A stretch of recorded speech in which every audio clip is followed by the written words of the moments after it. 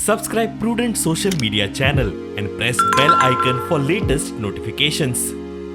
The banking laws amendment bill of 2021 it is to be placed in the parliament. So all the bankers are agitated and they are protesting. So today and tomorrow there is a strike, 2 days strike continuous.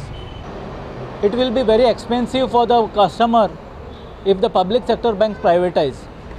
And for privatization, public sector banks, it is say what I can say that effects is there is also job security. No job security will be there for employees.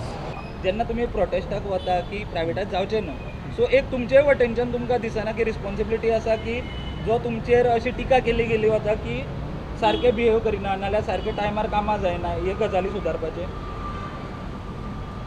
टायमार जायना जे काउंटरार सांगता काय तूं No, public is saying the staff is behaving arrogantly. That is what they are saying. if there is a complaint then the banks takes the call what to do and they study the what is the complaint issues raised by the customer.